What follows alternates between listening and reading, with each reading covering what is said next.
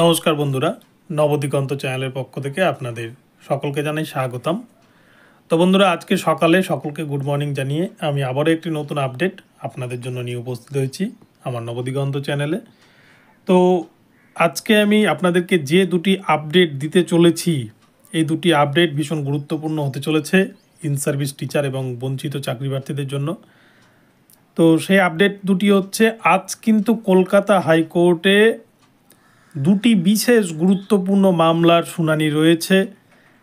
প্রথমটি হচ্ছে, সেটা আপনারা সকলেই জানেন যে বিচারপতি দেবাংশু বসাকের বেঞ্চে সকাল 10:30টায় কিন্তু স্কুল সার্ভিস কমিশনের যে 23,000 শিক্ষক এবং অশিক্ষক কর্মীর ভাগ্য নির্ধারণ, যে পুরো প্যানেল থাকবে নাকি তার মধ্যে কতজন চাকরি বাতিল যাবে, এই বিষয়টা আজকে কিন্তু জাজমেন্ট করবে কলকাতা হাইকোর্টের বিশেষ ডিভিশন বেঞ্চ। এবং এছাড়াও বিচারপতি রাজাশেখর মান্থার এজলাসে 42,949 প্যানেলের যে ওএমআর ডেস্ট্রয় মামলা, ওএমআরকে নষ্ট করে দেওয়া হয়েছিল, তার বিরুদ্ধে তিনি যে হুঁশিয়ারি দিয়েছিলেন যে 42,949 প্যানেলকে উড়িয়ে দেওয়ার, সেই মামলারও কিন্তু আজকে ফাইনাল জাজমেন্ট হতে চলেছে। ফলে এক কথায় বলা যায়, আজ কিন্তু কয়েক লক্ষ চাকরি প্রার্থীর জন্য বিশেষ গুরুত্বপূর্ণ দিন। তো আপনাদেরকে এই ভিডিওর মাধ্যমে বিস্তারিত জানাবো দুটি বিষয়। তো আপনারা সম্পূর্ণ ভিডিওটি স্কিপ না করে প্রথম থেকে শেষ পর্যন্ত দেখতে থাকুন। এই ভিডিওতে আপনারা অনেক ইনফরমেশন পেয়ে যাবেন।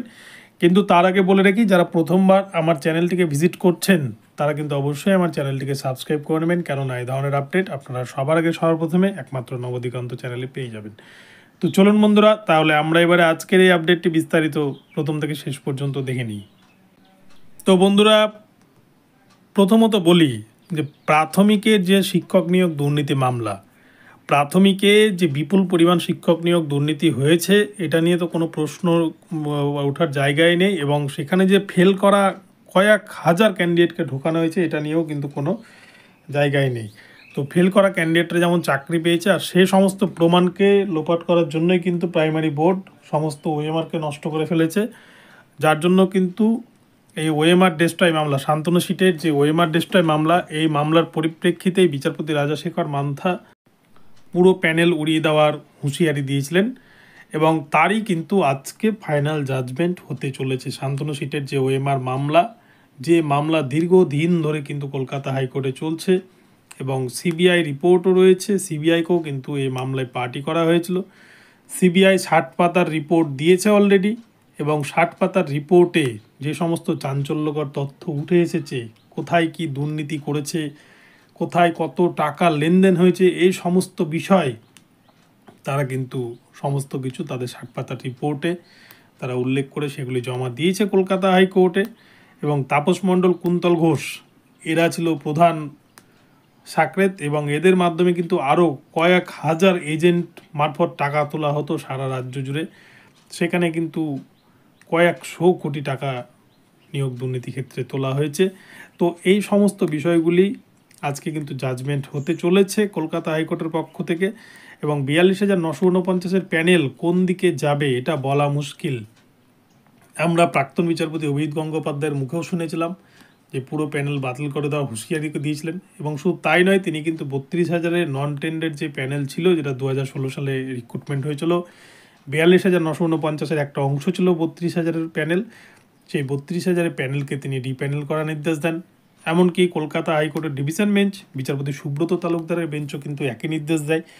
তো আজকে এই বিষয়টা নির্দিষ্ট হবে বিচারপতি রাজাশেখর মান্থার এজলাসে, যে 42,949-এর প্যানেল রিপ্যানেল হবে নাকি পুরো প্যানেলটা থাকবে, কি হবে সেটা কিন্তু আজকে উনিই ঠিক করবেন। তবে আজকে সকাল 10:30টায় বিচারপতি দেবাংশু বসাক এবং সাব্বার রাশিদির বেঞ্চে কিন্তু নিয়োগ দুর্নীতি মামলার স্কুল সার্ভিস কমিশনের গ্রুপ সি, গ্রুপ ডি, নবম, দশম, একাদশ, দ্বাদশের যে নিয়োগ দুর্নীতি মামলার রিপোর্ট বা আজকে জাজমেন্ট আসতে চলেছে, তার ফলে কিন্তু অনেকটাই 42,949-এর ভাগ্য নির্ধারণ করছে। কেননা এক কথায় বলা যায়, স্কুল সার্ভিস কমিশনের রিপোর্ট, সেখানে যদি দুর্নীতিগ্রস্ত শিক্ষকরা বাতিল হয়, তাহলে কিন্তু তার একটা বড়সড় প্রভাব পড়বে 42,949-এ দুর্নীতি করে চাকরি পাওয়া অযোগ্য শিক্ষকদের ওপর। কিন্তু যদি স্কুল সার্ভিস কমিশনের প্যানেলে কারো চাকরি বাতিল না হয়, তাহলে কিন্তু 42,949 প্যানেলেরও আগামীতে কিচ্ছুই হবে না, সবই একটা ড্রামা বলা যায়। তো আশা করা যায় আজকে যে পরিমাণ প্রশাসনিক দিক থেকে কলকাতা হাইকোর্টকে সাজিয়ে রাখা হয়েছে, 144 ধারা জারি রাখা হয়েছে, এবং শুধু তাই নয়, কলকাতা হাইকোর্টে কিন্তু বাড়তি সতর্কতা, অতিরিক্ত পুলিশ বাহিনী মোতায়েন, এই সমস্ত ঘটনা থেকে কিন্তু এটুকুটা আশা করাই যায় যে আজকে হয়তো এমন কিছু জাজমেন্ট আসতে চলেছে, একটা ঐতিহাসিক জাজমেন্ট বলা যেতে পারে।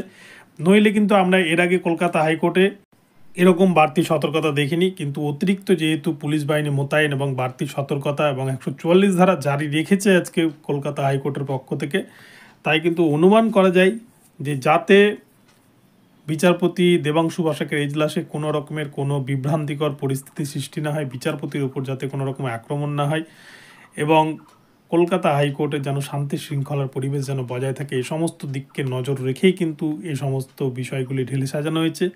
তো এখান থেকে অনুমান করা যায় যে আজকে হয়তো কিছু একটা ঘটনা ঘটতে চলেছে 42,949 প্যানেলের ক্ষেত্রে, এবং প্রায় স্কুল সার্ভিস কমিশনের 23,000 যে শিক্ষক এবং অশিক্ষক কর্মী প্যানেল, এখানটাতে হয়তো কিছু একটা দুর্ঘটনা ঘটতে চলেছে, যেখানে হয়তো পশ্চিমবঙ্গের লক্ষ লক্ষ বঞ্চিত বেকার চাকরি প্রার্থীদের হয়তো আশার আলো ফুটতে চলেছে। আজকের দিনেই হয়তো একটা কোনো বড় কিছু ঘটনা ঘটতে চলেছে, এবং যার পরিপ্রেক্ষিতে কিন্তু লক্ষ লক্ষ বেকার যুবক যুবতী যারা আগামীতে চাকরি পেতে চলেছেন, কেননা 42,949 কিন্তু যদি সেই ধরনের কোনো নির্দেশ আসে, যদি প্যানেল বাতিল অথবা রিপ্যানেল সংক্রান্ত কোনো নির্দেশ আসে, তাহলে কিন্তু এটুকুটো অনুমান করা যায় যে সেখান থেকে অনেক যোগ্য ক্যান্ডিডেট তারা কিন্তু আগামীতে চাকরি পেতে চলেছে, মেধাসম্পন্ন ছেলেরা, এবং প্যানেল থেকে অনেক ক্যান্ডিডেট বাদ যেতে চলেছে। তবে হ্যাঁ, যারা নিজের যোগ্যতায় চাকরি পেয়েছিলেন তাদের চাকরি কিন্তু অক্ষতই থাকবে, এবং স্কুল সার্ভিস কমিশনের ক্ষেত্রেও কিন্তু তাই, যারা নিজের যোগ্যতায় চাকরি পেয়েছেন তাদের কোনো ভয় নেই, কিন্তু যারা টাকার বিনিময়ে অযোগ্য হওয়া সত্ত্বেও যারা সাদা খাতায় চাকরি পেয়েছে, অনিয়ম বেনিয়ম করে চাকরি পেয়েছে, মেয়াদ উত্তীর্ণ প্যানেল থেকে চাকরি পেয়েছে, যারা এক্সিট ভ্যাকান্সিতে চাকরি পেয়েছে, তাদের চাকরি কিন্তু আগামীতে থাকছে না।